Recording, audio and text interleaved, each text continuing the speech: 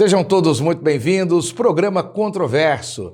Começamos o mês de maio com uma grande marcha de apoio ao presidente Jair Messias Bolsonaro, que reuniu milhões de pessoas em todo o território nacional. 1º de maio de 2021 realmente é mais uma dessas manifestações, mais uma dessas datas com manifestações que entrarão para a história. Então a gente precisa entender um pouco todo esse processo que nos trouxe até esse 1º de maio, até essa movimentação, que outrora era um palco específico para sindicalistas, para a estrutura de esquerda, para um outro tipo de pensamento que se autodenomina progressista, enquanto esse que está se manifestando agora se denomina como conservador. Mais do que uma mera sopa de idealismo, nós temos expectativas, nós temos um país para conduzir. Para entender um pouco todo esse processo e entender o que já foi até agora, o que nós estamos ainda presentes e o para frente, é que o nosso convidado de 43 anos, major da reserva, casado com a Flávia, pai do João Vitor, ele que é deputado federal pelo estado de Goiás, apesar de que ele já é um homem praticamente do mundo inteiro, porque prestou serviço nas Forças Armadas, paraquedista como presidente Jair Bolsonaro, mas prestou serviço pelas Forças Armadas não só em grandes unidades do território nacional, mas também fora do país. Nós estamos falando do ex-líder do governo, né, deputado federal pelo PSL, Major Vitor Hugo. Seja muito bem-vindo ao programa Controverso, de novo. Muito obrigado, Giovanni. Um prazer estar aqui no programa Controverso. Já conversamos no passado, não tão distante aí, mas quando nós tínhamos mais cabelo e menos barba. E eu lembro direitinho dessa nossa entrevista aqui no Congresso Nacional, falando das perspectivas na época da eleição, da minha eleição, era pré-candidato, da eleição do nosso presidente Bolsonaro, e agora nos encontramos aí já numa nova fase, com novas experiências, tendo sido adquiridas. Então, muito obrigado por esse espaço aqui. Como é que foi essa primeira experiência? Chegar com todo esse grupo, que até então era um grupo incipiente em termos de gestão pública, e nesse momento, você que sempre trabalhou como consultor, queridos, como o Major Vitor Hugo, que eu vou, na liberdade, também é advogado, de colega para colega, né? O Vitor Hugo é advogado, servidor público, militar da reserva, mas eu vou chamá-lo na liberdade, chamá-lo de Vitor Hugo. Até então, você era um consultor para assuntos estratégicos de defesa nacional, relações exteriores, não era isso? Como é que foi entrar dentro do parlamento e tendo lado e precisando defender um governo com uma ideia nova? Como é que foi para você esse primeiro impacto, Vitor? Bom, era um grande desafio em várias vertentes. Primeiro porque, como você falou, eu era consultor legislativo, sou consultor legislativo licenciado da área de Defesa Nacional e Segurança Pública, e estava, lógico, durante o exercício dessa função, que eu fiz por 4 anos antes de me eleger, tinha a obrigação e até o desejo também de me manter afastado das questões políticas para poder me dedicar à parte técnica. A partir do momento em que eu decidi entrar para a vida política, eu tive que ir fazendo uma transição, inclusive mental, afetiva, psicológica, para o campo político, em que você, como muito bem abordou, as pessoas têm que ter lado. E eu optei por me identificar mais com os valores defendidos pelo nosso presidente, à época deputado, o deputado Bolsonaro, então deputado Jair Bolsonaro, e nós fizemos a defesa na pré-campanha, na campanha, e depois, no primeiro ano, então essa nova chegada à Câmara dos Deputados, numa nova condição, agora como deputado federal eleito, e já indicado como líder do governo, porque eu fui indicado no dia 14 de janeiro de 2019 como líder do governo, e nós tomamos posse no início de fevereiro. Então, fiquei 2 semanas já como líder, sendo abordado pela imprensa, encontrando com ministros de Estado, candidatos à presidência da Câmara dos Deputados, líderes já consolidados nos seus partidos, já meio que preparando o terreno para o exercício futuro, efetivo da liderança do governo, que ocorreu por 1 ano e 7 meses, e foi um grande desafio. Mas toda essa relação de feitos que você trouxe é a agenda positiva, mas houve também uma agenda de contragolpe, não houve? De contragolpe que eu quero dizer, pelo amor de Deus, entendam bem, contragolpe é um termo das artes marciais, inclusive que o nosso major também é versado também. Aqui em Goiás não apanha fácil, não. E o contragolpe nesse sentido, a resistência, né? O pessoal chamou de resistência, de oposição. Como é que foi lidar com essa resistência? Porque o governo também gastou muita energia com isso, não? Giovanni, é normal também no processo democrático que haja uma oposição, né? No caso agora, os partidos de oposição somam aqui na Câmara em torno de 141 deputados, e que fizeram um trabalho, na visão deles, um trabalho de oposição, que na nossa visão foi muito mal conduzido e visando muito ali aquela ideia de piorar a situação para poder ter algum tipo de discurso. Eles não trouxeram nada propositivo, nada alternativo às propostas que o governo fez.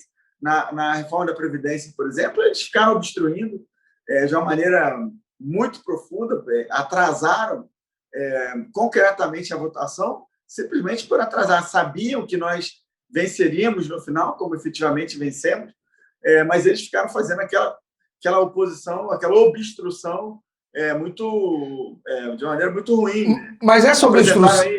Deputado, baseado nessa sua fala agora, eu queria elencar 3 questões. A primeira delas é a seguinte: no universo de 513 deputados, 141 deputados de oposição, dentro do processo da discussão da PEC da Previdência e das legislações que se seguiram, seria normal, porque ela tem, essa oposição tem uma base no trabalhismo, tem uma base nas estruturas sindicais, e a PEC ela afeta objetiva e diretamente, principalmente no primeiro momento, a grande massa de trabalhadores. É um jogo legítimo, não? Não é uma questão meramente ideológica, é isso que eu estou querendo dizer. Não, olha só, é esperado que a oposição faça o seu trabalho. Só que é esperado também que eles façam isso de uma maneira propositiva, eles discordam do que está sendo proposto, então apresenta uma alternativa. Nós tínhamos e temos um problema grave de responsabilidade fiscal, que foi agravado pelos governos perdulários da esquerda, que gastaram muito mais do que o Estado brasileiro tinha capacidade de gastar. Quebraram as estatais, financiaram projetos megalomaníacos no exterior, enquanto nós tínhamos necessidade imensas aqui, promoveram a corrupção, né, atingiram aí diversos fundos de pensão.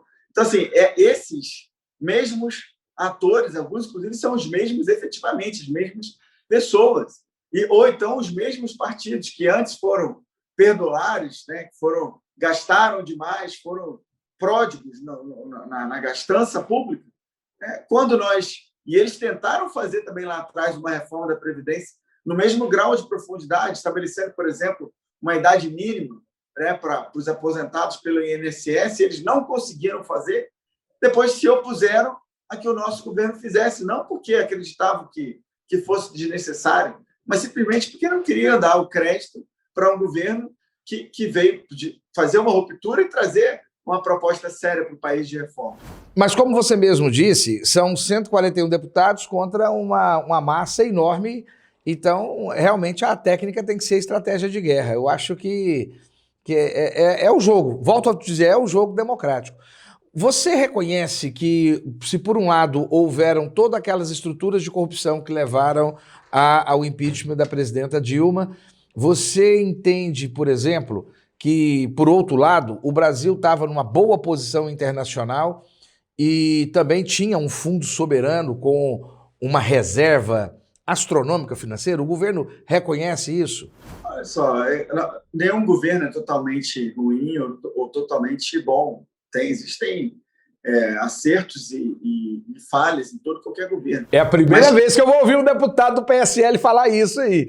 Eu concordo, é a visão que eu tenho, mas é a primeira vez que eu vou ouvir um deputado do PSL falar isso. Mas isso é normal, a gente sabe disso. Agora, que o governo petista houve muito mais erros do que acertos, para mim é muito claro. Isso aí Me fala 3 acertos. É evidente acontecer. Nós temos aí, por exemplo, né? O presidente Lula foi preso, agora ele está aí como ex-condenado, ex-criminoso, ex-presidente, ex-presidiário, né? A Dilma foi uma presidente extremamente incompetente.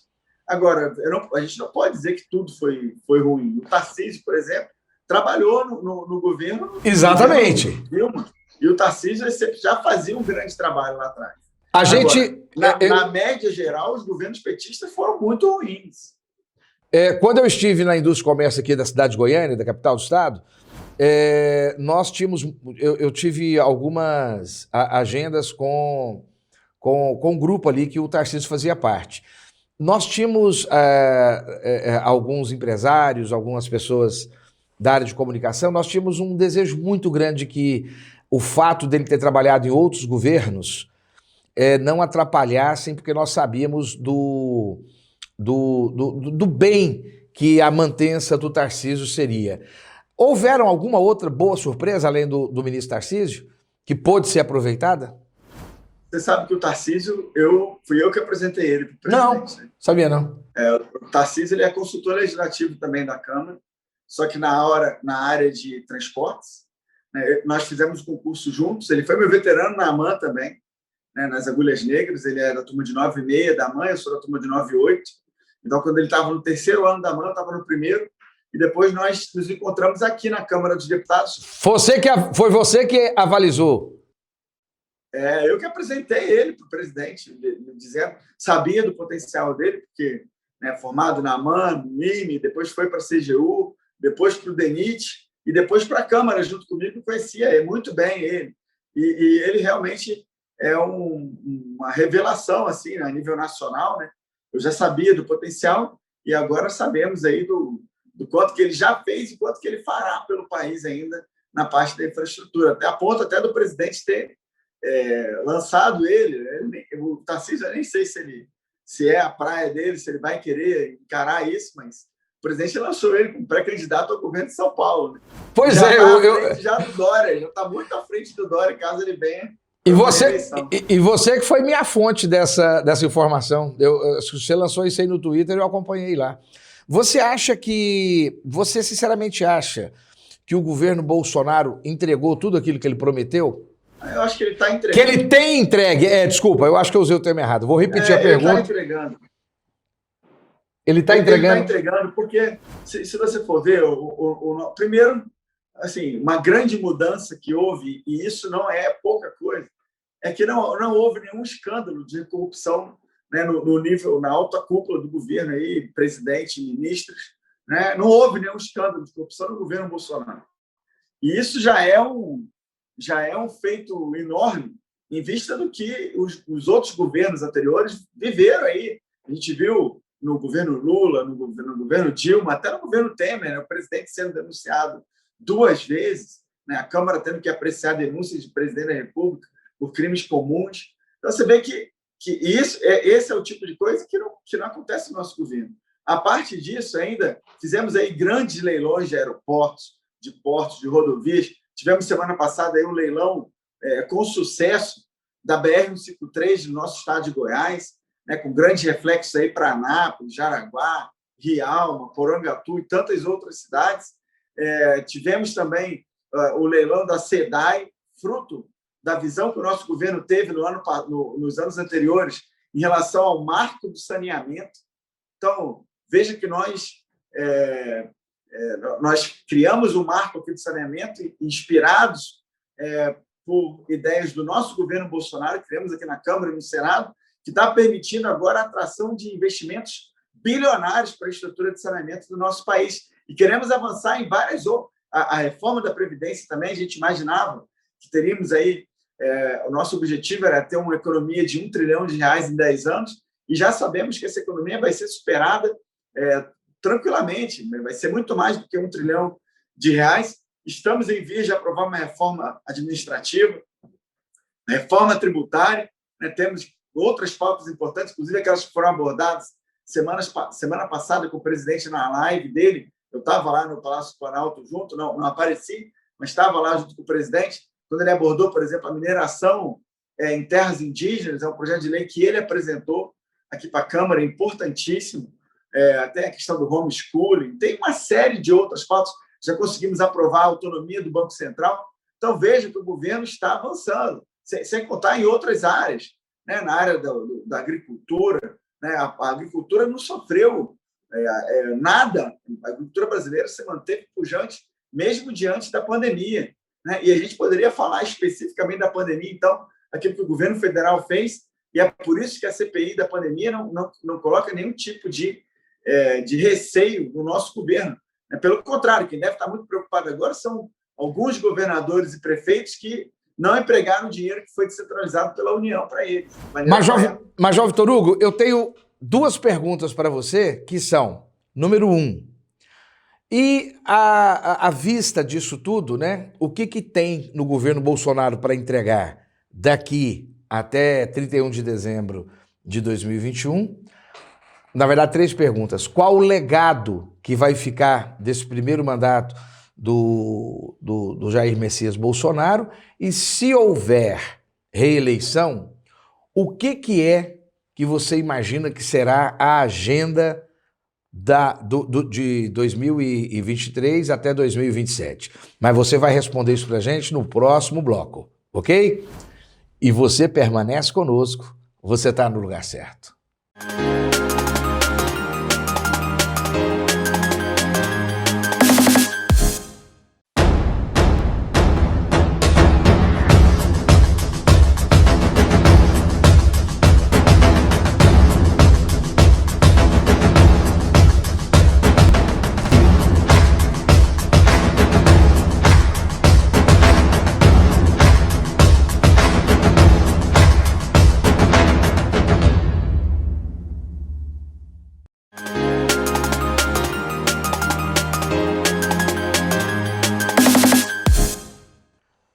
Programa Controverso, segundo bloco, estamos conversando sobre o cenário nacional com o deputado federal Major Vitor Hugo.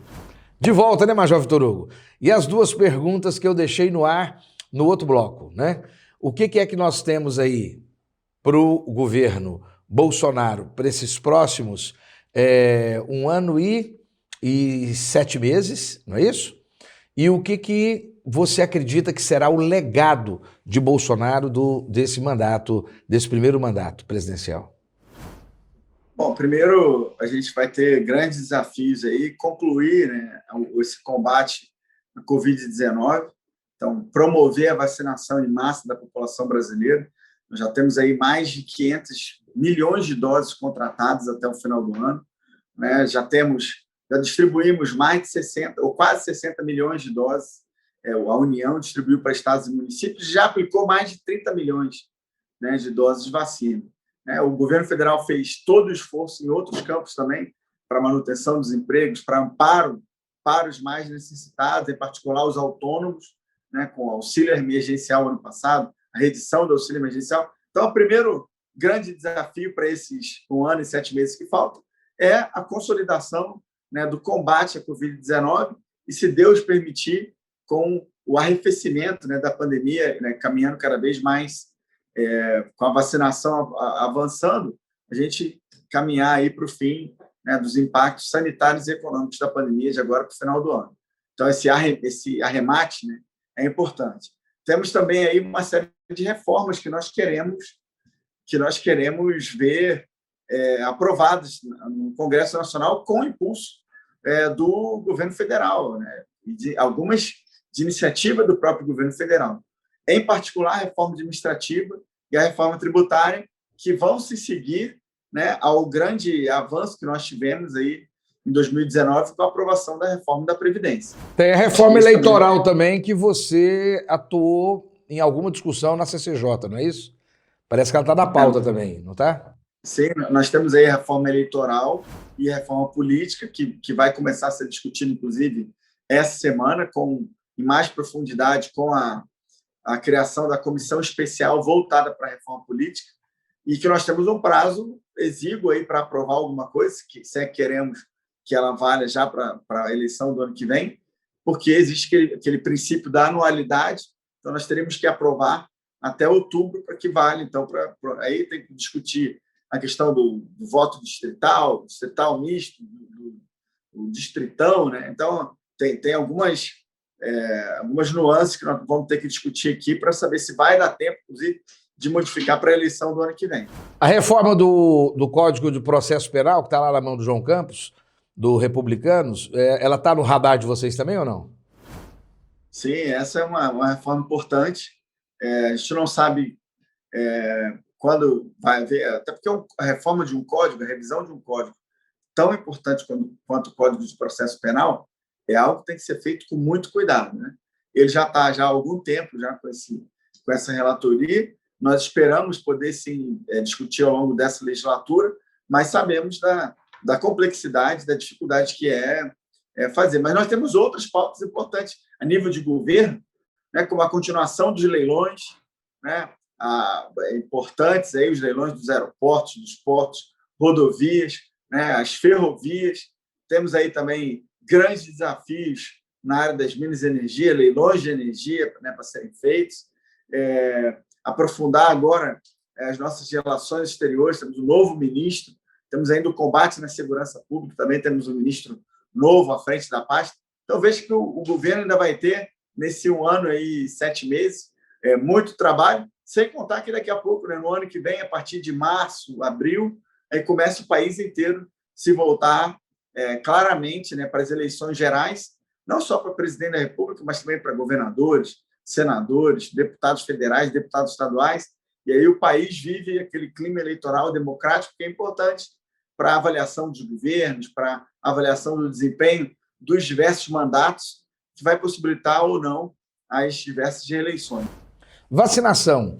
O Bolsonaro é chamado de genocida pelo fato de ter, na linguagem de diversos opositores, dele não ter dado no tempo certo, no momento certo, a condução, a liderança que poderia ter ou amenizado o sofrimento, na menor das hipóteses, ou ter evitado tantas mortes de maneira excessiva.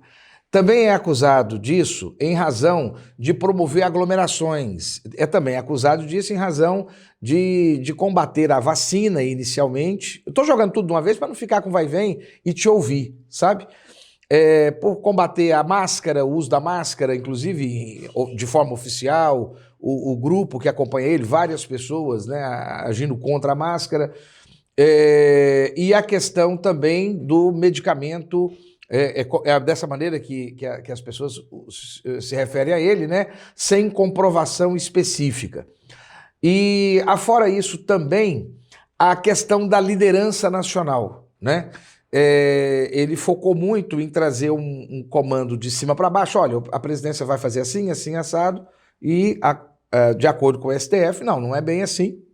Existe uma correlação de responsabilidades. União, Estado e município, elas vão trabalhar isso em conjunto. O senhor gostaria de falar um pouco sobre isso para a gente? Essa pecha injusta, não, Bolsonaro foi pela vacina a vida inteira, ele foi pelo distanciamento a vida inteira, ele era a favor da máscara, ele tentou uma liderança. Eu gostaria de ouvir nesse aspecto, englobando tudo. Bom, primeiro dizer o seguinte, que o presidente ele sempre foi preocupado com o equilíbrio de duas vertentes importantes nesse momento de pandemia. E já era lá no início, e ele sentia, na minha visão, que havia uma preocupação muito grande com a parte sanitária, que era o óbvio e que tinha que ser feito, mas se esqueceu, ou várias pessoas, a imprensa inclusive, né, se esquecia dos impactos econômicos da pandemia, e que poderiam ser potencialmente, naquele momento, mais danosos, inclusive, do que a própria pandemia em si. Então, eu via sempre no presidente, e eu passei a interpretar as falas do presidente, as ações dele, decorrentes depois, ao longo do tempo na pandemia, como alguém que queria o tempo inteiro dizer, vamos cuidar das pessoas, né? Vamos salvar vidas, mas nós temos também que preservar os empregos, nós temos que preservar a economia brasileira, porque senão nós vamos entrar numa depressão econômica que vai trazer mais impacto para a população brasileira do que a própria pandemia em si. Então, primeiro eu quero fazer essa observação, porque todo o resto parte daí, né, do fato do presidente querer estimular que governadores, prefeitos, adotassem medidas equilibradas. Então, acho que ele nunca foi contra as medidas que visassem preservar a integridade física das pessoas e a vida das pessoas, desde que elas não fossem radicais o suficiente ou radicais o bastante para impedir que a economia se mantivesse. Né? Imagina se nós não tivéssemos aí o auxílio emergencial, como é que nós manteríamos 67 milhões de brasileiros que vivem na informalidade e que foram descobertos durante o governo Bolsonaro? Como é que essas pessoas iriam sobreviver? Então, eu acho que essas preocupações é que eram sempre evidentes no presidente. Em relação à vacinação, se nós formos olhar, o presidente também ele sempre buscou vacinas que fossem aprovadas pela Anvisa. Então, a vacina tinha que ser segura, tinha que ser eficaz, tinha que estar corretamente amparada, aprovada pela agência que nós temos, que nos garante essas duas características, segurança e eficácia. Então, seria imprudente por parte do presidente que ele contratasse vacinas que não tivessem aprovação da Anvisa. Tanto que a gente está vendo agora, por exemplo, a Sputnik, que nesse momento não teve o aval da Anvisa e que é uma barreira de proteção em relação à população brasileira. Nós precisávamos que o presidente estivesse à frente desse processo e ele esteve à frente. Né? A questão da Pfizer, por exemplo, né? aquelas cláusulas leoninas, né? Aquelas cláusulas muito graves que haviam ali no contrato da Pfizer, como, por exemplo, isentando de qualquer responsabilidade civil, né? Em torno do medicamento, né? da vacina. Imagina, né? A aplicação de milhões e milhões de doses no Brasil sem que houvesse uma definição clara da responsabilidade. Mas acabou assinando do mesmo jeito, igual todas as outras nações. Depois que nós editamos, depois que o presidente editou uma medida provisória, como até o Rodrigo Pacheco tuitou há pouco tempo atrás, depois que o presidente editou uma medida provisória, regulamentando, trazendo para o colo, inclusive, da União, a responsabilidade civil decorrente de algum dano que possa ser causado pela vacina da Pfizer.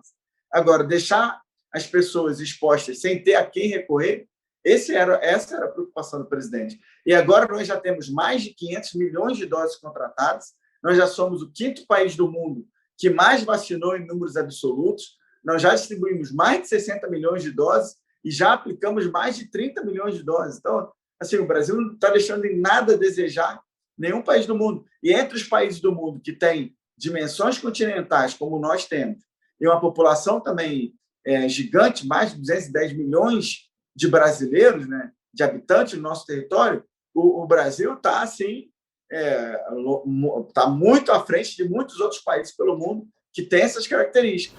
Quando nós vencemos essas características continentais, nós utilizamos o SUS, não é isso? Foi possível porque nós fomos ali na radiografia do SUS e que foi um grande parceiro dessa pandemia. Ele não era uma das críticas que tinham antes do Jair Messias Bolsonaro entrar no poder, antes do Paulo Guedes também, essa visão liberalista, assim como o Trump nos Estados Unidos, de que esse sistema de saúde nacional era prejudicial à economia do país, era muito caro e não atendia? Olha só, todo sistema precisa de ser reavaliado de tempos em tempos, é natural que isso aconteça. O nosso governo propôs isso, que a gente melhore, que a gente aperfeiçoe, inclusive o SUS. O SUS é algo importante para o nosso país, é importantíssimo. O Programa Nacional de Imunizações também é o que deu capilaridade, que deu estrutura para que a gente possa ou pudesse, né, realizar essa vacinação de uma maneira capilarizada realmente por todo o território nacional. Agora, nem poderia deixar de ser, não é imune a críticas e a possibilidades de aperfeiçoamento, mas graças a Deus que nós temos uma estrutura que permite que nós descentralizemos recursos e também equipamentos de proteção individual, álcool, máscara, vacinas, numa proporção rápida, né, numa velocidade rápida e em grandes quantidades, e é o que está fazendo a gente rapidamente alcançar essas primeiras posições no mundo. Agora, isso não inviabiliza a nossa visão liberal na economia. Nós queremos sim, diminuir o tamanho do Estado, queremos otimizar os serviços públicos, inclusive para poder prestar aqueles que são necessários, como a saúde, educação e segurança, no mínimo, para que esses sejam prestados em melhor qualidade. Acho que esse que é o grande objetivo.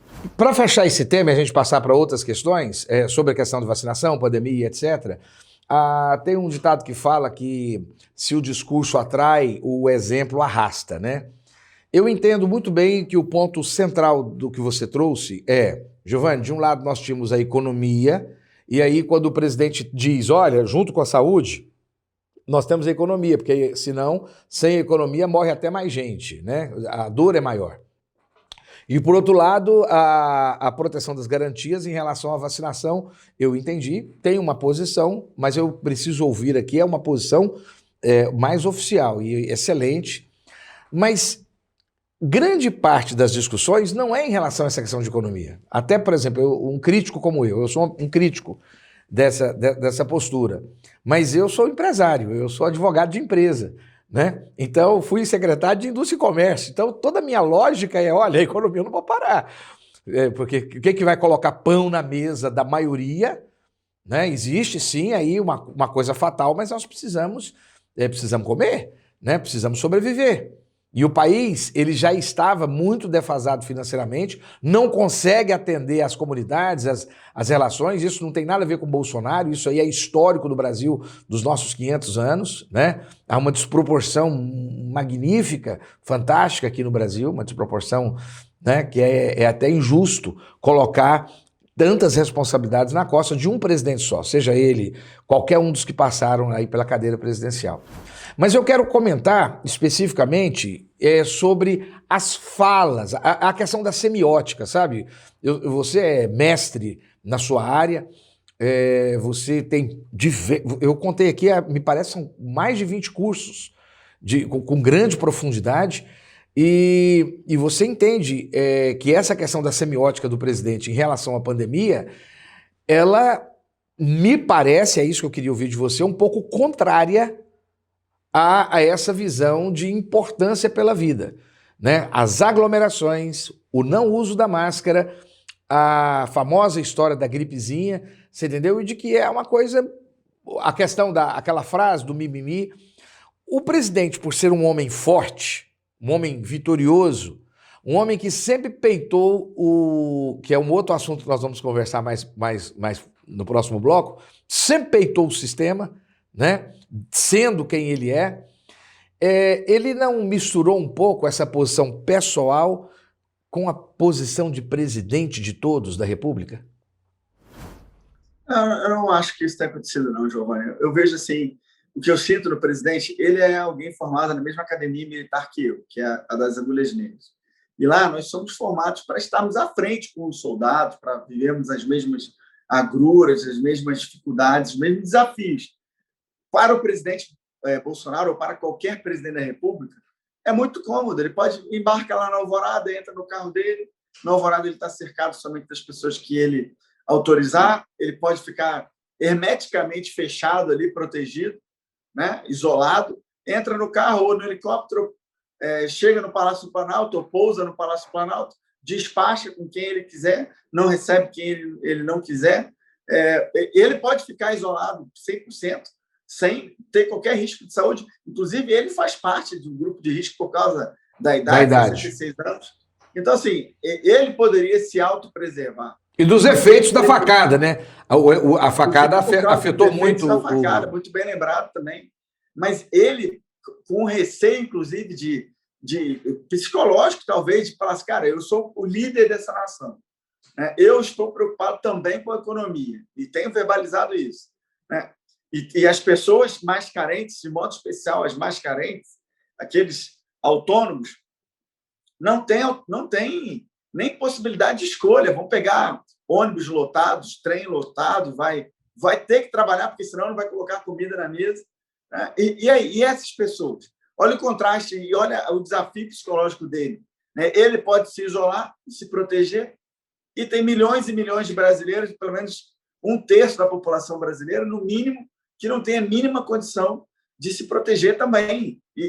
Então, assim, eu vejo essa preocupação nele. Quando ele falava muito lá da hidroxicloroquina, né, e aí depois vieram estudos, por um lado, dizendo que não tem eficácia, ou que não dá para comprovar a eficácia.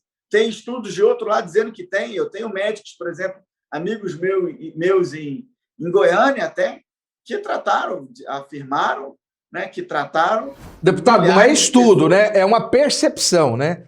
Não é estudo, é percepção, não é científico, né? Eu estou dizendo assim, não, existem estudos, sim. A OMS, em vários momentos, disse que tinha eficácia. Depois voltou atrás de novo. Então, existem estudos para os dois lados. E existem, por parte de médicos que estão tratando pessoas com o kit COVID, lá, azitromicina, hidroxicloroquina, ivermectina, e que tiveram resultados excepcionais. Agora, o que eu sentia no presidente, e sinto ainda hoje, é uma ânsia por salvar a vida dos brasileiros. Se daqui a 10 anos a gente vai descobrir com toda certeza que a eficácia era menor do que esperado, mas se salvou vidas de poucas pessoas, salvou vidas ainda assim. Eu passei na África, Giovanni, 1 ano e 7 meses na África. Fiquei 7 meses primeiro na Costa do Marfim, protegendo a embaixada brasileira lá, depois mais 1 ano na Costa do Marfim também, no interior, numa missão da ONU, né, como observador militar. E lá a malária é endêmica. Então, eu já cheguei, na segunda vez que eu fui, eu cheguei pegando malária já. Inclusive, porque eu fui para o interior, né? Inclusive, um sargento do Exército, infelizmente, perdeu a vida naquele momento, lá em janeiro de 2009, e eu não tinha feito os exames ainda, fiz o exame, e toda vez que eu fazia o exame, eu estava com malária, porque era endêmico. E aí, qual era o remédio que davam lá? Qual era o protocolo? Cloroquina. Então, eu tomei durante 1 ano inteiro a cloroquina, porque era o remédio que se dava para curar ou para diminuir. Há mais de um século, né? Porque vem do quinino, né? Há mais de um século. Há mais de um século. Exatamente. Então, assim, se ao longo do tempo, e não é só a cloroquina, vários outros remédios, né? O foco na cloroquina, porque o presidente acabou falando muito, mas, na verdade, qualquer medicamento que se tenha hoje, e que os médicos, de novo, os médicos receitando e os médicos dizendo, acompanhando a situação de cada paciente e tal, e eles receitarem, e isso salvar vidas, tem que ser utilizado, com receita médica, tem que ser utilizado. Deputado, e para fechar essa questão, uma pergunta. Qual é o legado de Bolsonaro desse primeiro mandato? E você imagina que será dia 31 de dezembro de 2022? E quais são quais são os objetivos? Quais são as perspectivas, se houver reeleição, para o segundo mandato? Mas você vai responder isso daqui a pouco, porque agora nós vamos para o nosso intervalo. E você permanece conosco, você está no lugar certo.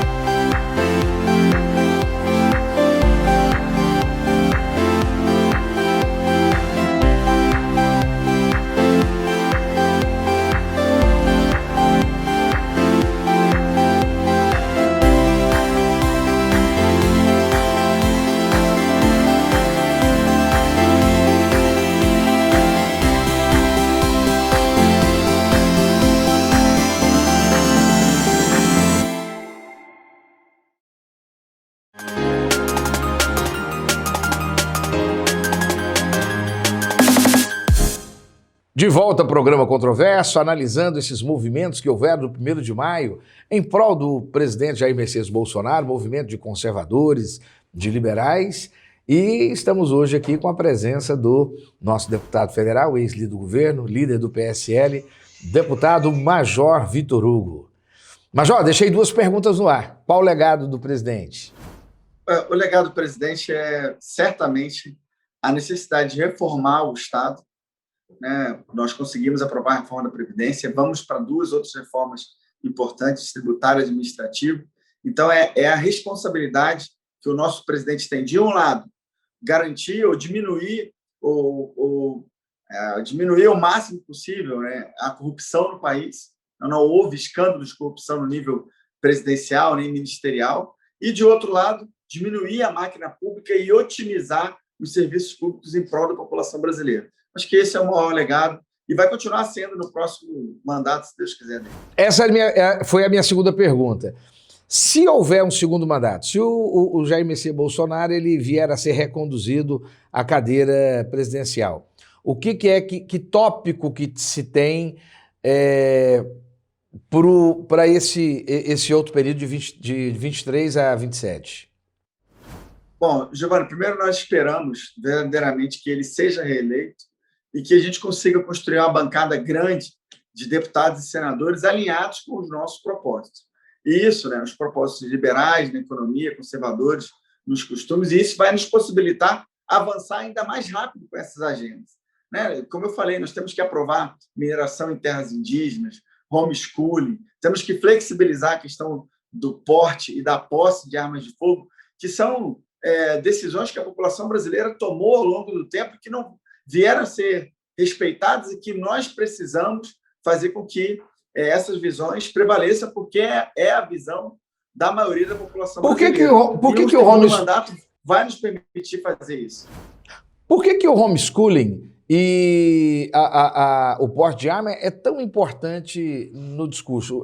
São discussões tão antagônicas. Nós temos tanto problema no Brasil na área de educação, e não só de educação, de formação de mão de obra para fazermos uma nação rica. Aqui é uma nação de empregado. Você entendeu? É uma nação de empregado. As pessoas... E agora nós estamos virando uma nação de subemprego. Não é de empreendedorismo, é de subemprego. E por que um tema desse é tão importante, tão fundamental, sendo que existem outras frentes dentro da área de educação? Porque nós estamos falando, Giovanni, nos dois casos... Só para explicar para o nosso telespectador, o homeschooling é a liberdade de que eu não seja obrigado a mandar meu filho para a escola, porque hoje, inclusive, é um ilícito, né? Isso pode atentar até contra, né, o poder de guarda dos meninos, né? Eu sou obrigado a levar para a rede formal de ensino, e o homeschooling, se eu estiver errado, o senhor me corrige, deputado. O homeschooling, eu vou poder ensinar meu filho dentro de casa. Nos Estados Unidos é muito comum, na Europa é muito comum esse tipo de atividade, onde o pai às vezes não quer que o filho vá à rede formal e ensina em casa até uma determinada... até a formação preliminar do jovem, do garoto. Então, por que é tão importante isso? E por que a bala também é muito importante? Por que estar armado é muito importante? Giovanni, nos dois casos nós estamos falando de algo importantíssimo, que é a liberdade. Da mesma forma, Giovanni, nós temos aí a questão das armas, que também envolve um aspecto de liberdade. Né? Quanto mais...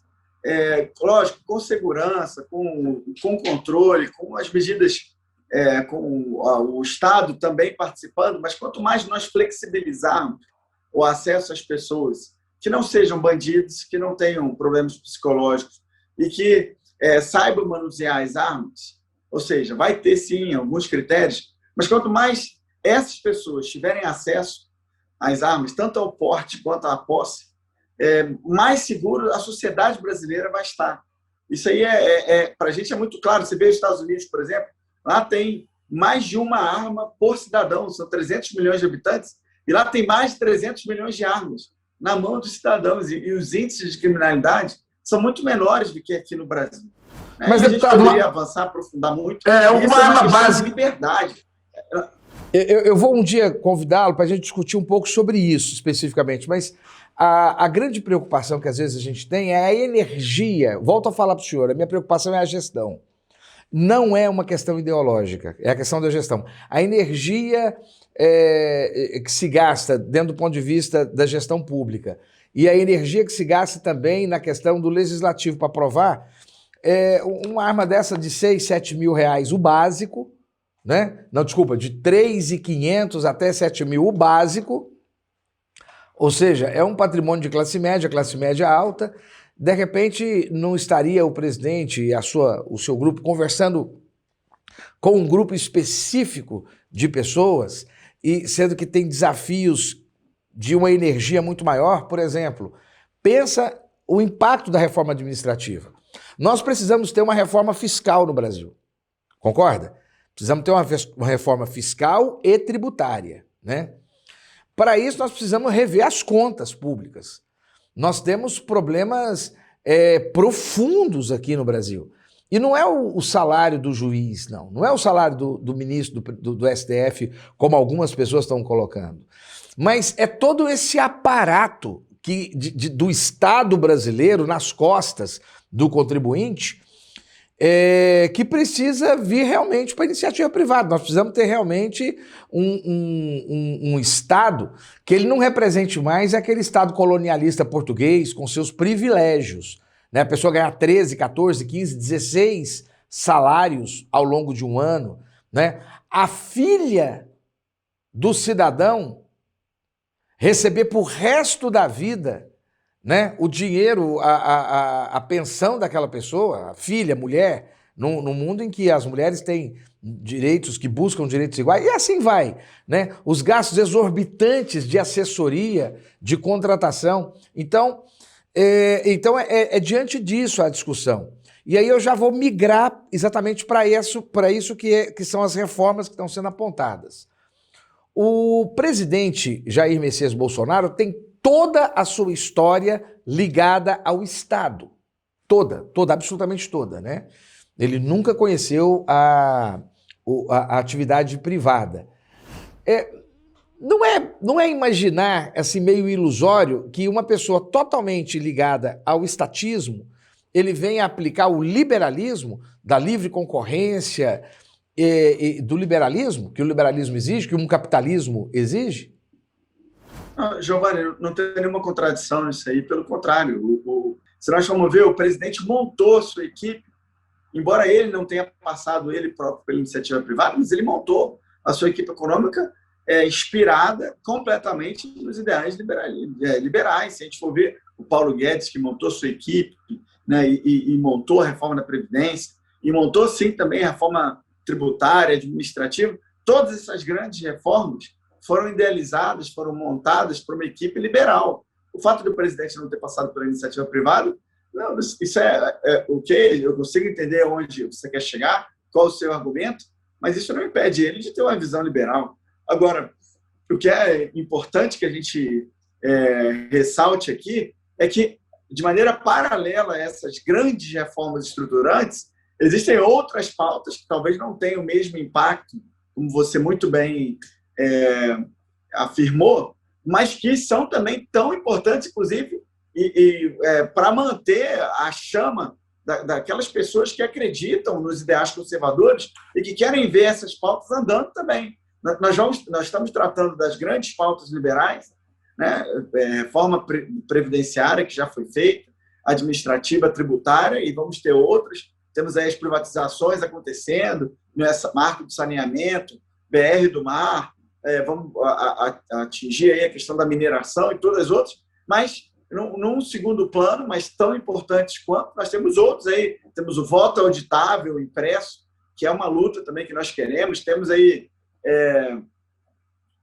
a questão, ligaram aqui, temos aí a questão do homeschooling das armas, que são importantíssimos, não só no aspecto político para a manutenção da nossa chama, do nosso impulso, mas também, sim, com reflexos práticos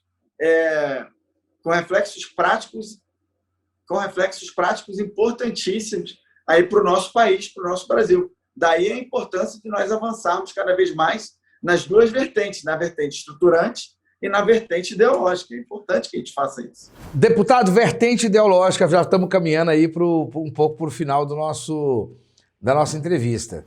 Deputado, sobre essa questão da vertente ideológica, nós tivemos agora um 1º de maio com um amplo movimento de um grupo que se diz conservador, liberal, pró-Bolsonaro, e que diz, nós te apoiamos, presidente.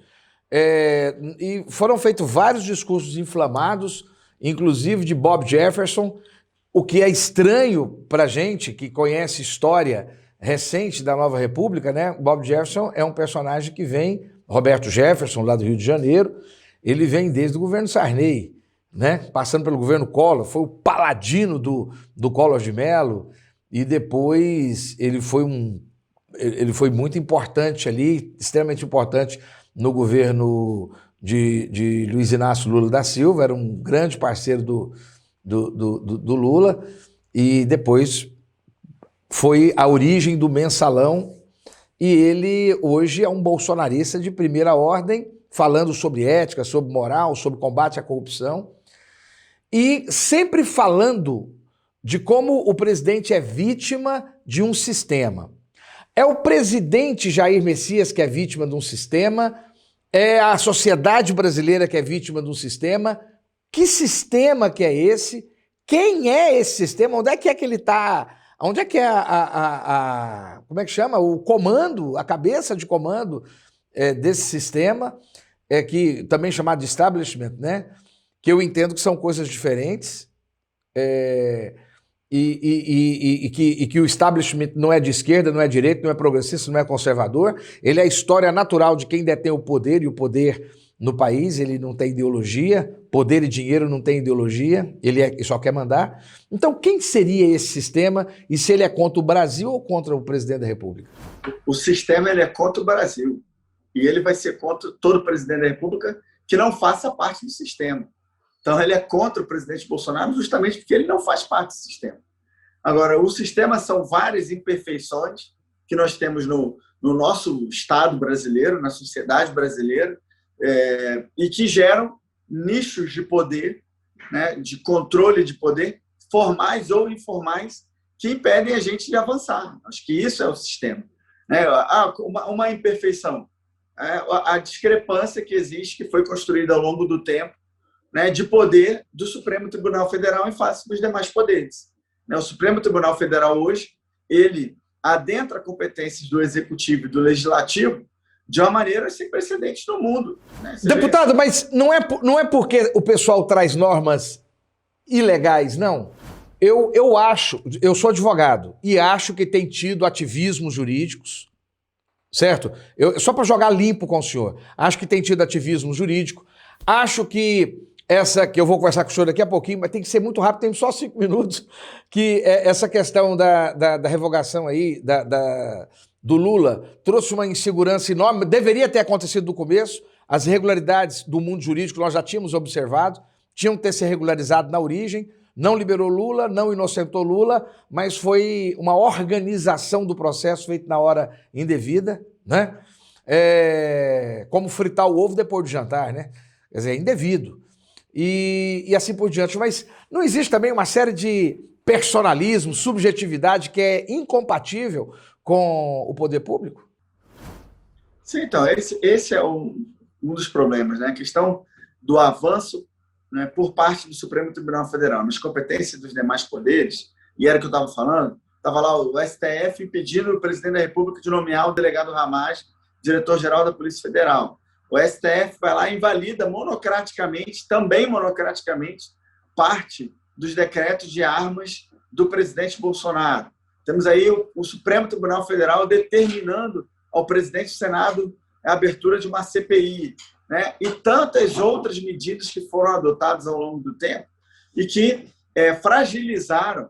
Né? Temos aí, por exemplo, a comparação, a equiparação da homofobia ao crime de racismo sem previsão legal. Ou seja, são tantas decisões que foram tomadas pelo Supremo, afastadas, inclusive, da realidade brasileira, que isso deturpa o nosso sistema.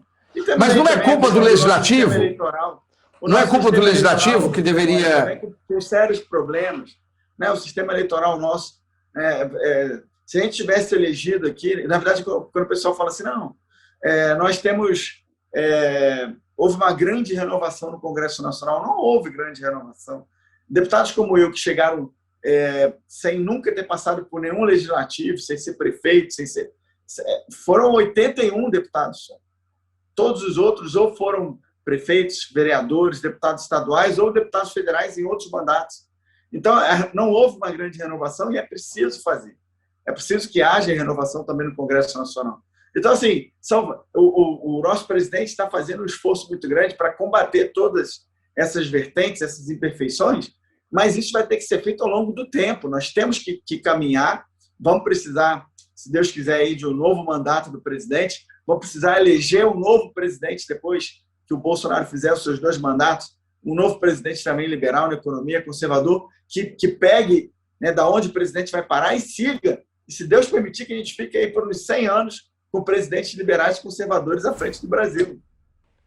Deputado, nosso tempo já está esgotando, eu tenho tanta coisa para te perguntar, meu Deus do céu.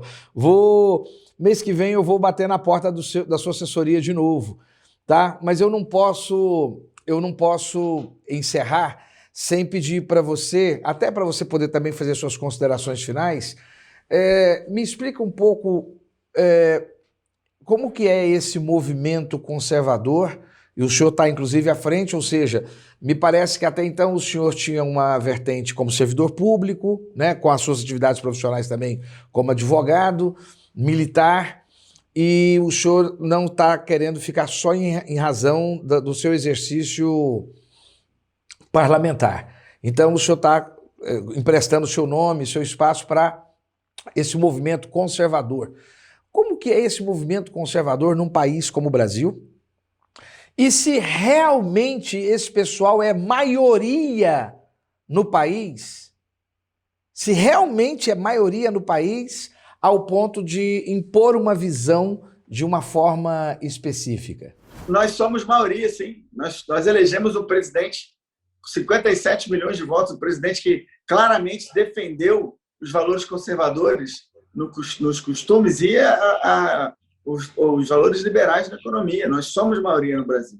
E é importante que nós consigamos, sim, defender esses valores lá judaico-cristãos que animam aí a maioria da população brasileira, a população que é majoritariamente cristã, né? Seja católicos como eu e o presidente, ou evangélicos como uma grande massa crescente, né, de fiéis no Brasil, e que querem, sim, preservar esse núcleo de valores que nossa civilização vem construindo ao longo de muito tempo, sem, lógico, deixar de mudar aquilo que tem que ser mudado agora, diferente dos progressistas que querem romper com tudo aquilo de bom que o mundo criou e que a sociedade brasileira vem criando e vem cultivando ao longo do tempo. Bom, mas eu queria agradecer, Giovanni, essa possibilidade de estar aqui com você, parabenizar você pela atividade que você tem conduzido como advogado, como jornalista, como apresentador, e me colocar à disposição para voltar mais vezes aqui no programa Controverso para conversar com você e com a sua audiência. Muito obrigado. Deputado Vitor Hugo, que Deus te abençoe, Deus te guarde. Muito obrigado por estar aqui conosco. Vou cutucar aí a sua assessoria mais vezes. Tem muita coisa bacana para a gente conversar. Fique com Deus e você permanece conosco. Você está no lugar certo.